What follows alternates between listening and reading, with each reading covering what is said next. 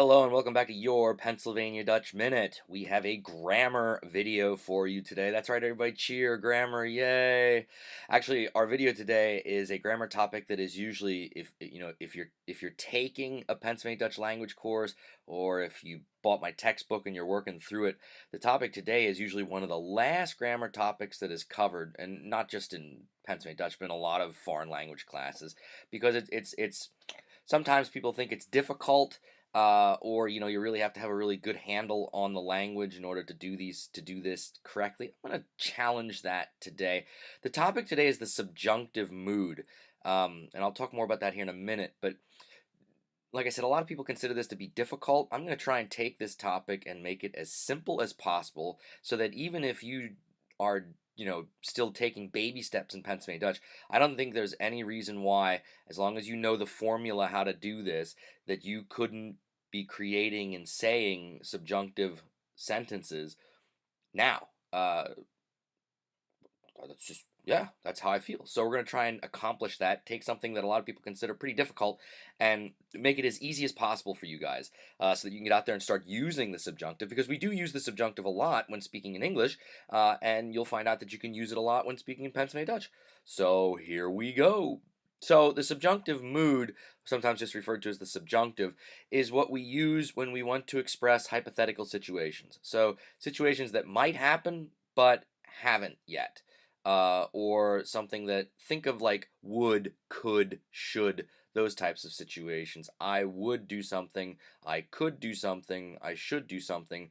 You're expressing an idea that hasn't happened, but it might, okay? So that's when we're using the subjunctive in Pennsylvania Dutch. So in order to form the subjunctive form, we have to learn the verb data, and data is the verb that we'll be using. And we always use data plus the infinitive form of a verb. Now, don't be scared by the infinitive. If you think back to what we've been dealing with throughout this entire series, when you hear the word infinitive form of a verb, that means the verb as you would find it in a dictionary. So imagine you look up the word to jump, you will find chumpa. Chumpa is the infinitive form, the unconjugated form. So that's what we're going to use plus this new word data. Now, data is kind of a weird verb. I gave you the conjugation for it here. And really think about data as the translation for the word would. Okay. So when you conjugate it out, it's ich deed, du deedst, CNS deed, mir data, dir deed, and C data. So memorize that verb, how it conjugates, because we're going to be using it. So let's use it plus an infinitive to make some sentences in the subjunctive. I have 3 examples here. Now, notice data works like a modal, and if you don't remember what modals are, watch the video that deals with modals, but the rule was that modals force the verb to the end of the sentence. Data and the subjunctive does the exact same thing. So if you notice, I have our data highlighted in red, and I have a verb at the very end of the sentence or question underlined to remind you that that's where the verb goes in its infinitive form. So we can make sentences like this. Ich deed zal machen. Ich deed zal machen. I would do that. Ich deed zal machen. I haven't done it. I didn't do it, but I would do it. That's the subjunctive form. Here it is in the form of a question. Deedst du zal machen? Deedst du zal machen? Would you do that? Would you do that? And then as third person singular, de Chan deed en haas kaufen. De Chan deed en haas kaufen. John would buy a house. Okay, so we can see how we use data, conjugate it, push your verb to the end, and then you have a subjunctive sentence or question. Okay. Now, there are a couple verbs that have their own subjunctive form. And there's actually, I don't know the exact number, but there's a couple. I think it's important for you to know 2 specific ones, and that's all I'm going to give you today. If you want to find out what the other verbs in their specific subjunctive forms are, buy my book.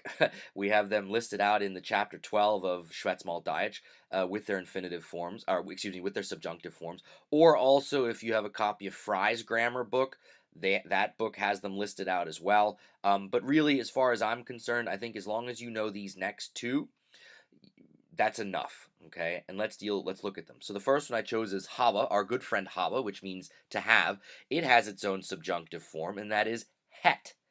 Het, which would conjugate, or excuse me, translate into would have in one word. It conjugates this way. Ich het, du hättest, ACS het, mir hätte, dir hätt, sie hätte. So now we can use it to express a situation where we want to say would have. For example, wann ich just $50 hätt.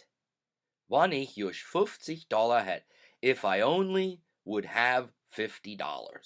Now, we can just leave it at that and use het.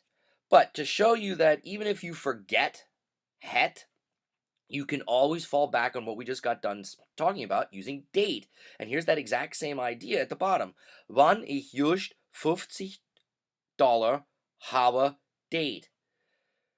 So I used habe. I forgot that habe has het, but I can always use habe as a verb plus data to form the same idea. Wann ich just $50 habe date.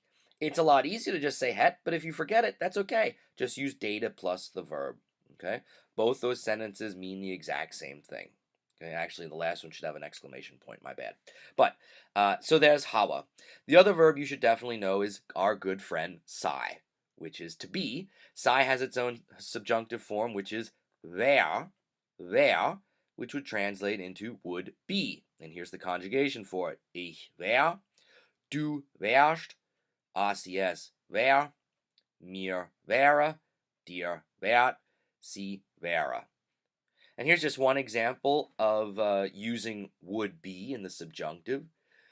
Mir wäre froh, wann do wär. Mir wäre froh, wann do wär. We would be happy if he would be here. Okay? Mir wäre froh, wann do wär. He's not here, and we're not happy, but we would be happy if he was here. If he were here. Okay? So there's an example of using would be wär. So get used to that. That's one you can use a lot when you think about how often would you say would be or would have het as well. The last thing I want to say about subjunctive is that a lot of times subjunctive is used in what we call in English if-then sentences. If I had X, I would ... or then I would ... and those are all formed using the word wann in Pennsylvania Dutch, and it usually starts the sentence. I have two examples here, and these are making larger, more complex sentences, but you could do it. The one thing you got to remember is that wann is a subordinating conjunction, which, if you don't remember what those are, I have a video on it in the series. They push the verb, or the conjugated verb, to the end of the clause. So here's an example. Wann ich mehr Geld hätt, deed ich een nieuwe machine kaufen. Wann ich mehr Geld hätt, deed ich een nieuwe machine kaufen. This is a subjunctive sentence. Both clauses are in the subjunctive. If I had more money, or if I would have more money, comma, I would buy a new car.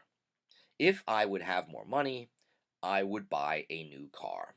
So we see both the subjunctive, het, plus in the second clause, date, plus kaufen. Okay. Now, don't get scared by a sentence like that because it's so long. You can do it. This would be good practice to try and build these when sentences, or these wann sentences, these if-then clause sentences. One more example just to give you. Wann mir nach Deutschland reise date mir gutes Bier trinken. Wann mir nach Deutschland reise date mir gutes Bier trinken. If we would travel to Germany, comma, we would drink good beer. If we would travel to Germany, we would drink good beer. So we see the data at play. Both sentences, or both clauses, have the infinitive verb. In the first one, it's reise. In the second one, it's drinke. So again, those are a little more complex sentences, but they're not out of your reach. The big thing I want you to practice with this at first, if you're brand new to it, is make simple sentences using data plus a verb at the end. I would bake a cake. I would buy a shirt. I would dot dot dot, and then mix up and change the subject. He would dot dot dot. We would dot dot dot. And don't be afraid to try and form questions. Would you dot dot dot? Think about how often you might use that around the house. You're talking to your spouse or your children. Hey, would you get that? Would you wash the dishes? So you can start to create simple sentences like that using the subjunctive, using data plus the infinitive. You can really start to use these a lot when you start thinking about how often we use the subjunctive in English, and you can just apply it to Pennsylvania Dutch. And then step it up and try and use het, you know, would have, or where, would be. And then once you feel comfortable, then try and tackle some of those types of one sentences like I had there at the end, if dot dot dot, then dot dot dot. And be creative. Make up your own ones. Think of stuff. Try, practice, experiment. Um, Subjunctive isn't easy. I hope that this video kind of makes it seem not as difficult as what a lot of people make it out to be. Um, because it isn't extremely difficult. It just takes practice, like everything else. So there's getting our feet wet with the subjunctive in Pennsylvania Dutch. If you have an idea for a future video, please email me. The address is at the end. If you haven't subscribed to the YouTube channel yet, what are you waiting for? Do it. Tell your friends, get them to subscribe too. That way you get an update every time a new video comes out. And I'm always looking for new ideas of stuff. I think that's all I have to say for this time. Practice your subjunctive. Start making some subjunctive sentences. Email if you have any questions too. If you're working on this and you don't really, if if you're in a situation where you don't live near anyone that knows Pennsylvania Dutch that you can't practice with, and you want to see if you're doing this all correctly, by all means, email me some of your sample sentences, and I'll critique them and tell you, oh, you got to move the verb here, or these are great. Keep, this is really good. Keep doing what you're doing. I'll gladly do that. All right, till next time, practice your Pennsylvania Dutch, create some hypothetical situations, talk about them in Pennsylvania Dutch, and Mox good. That's good.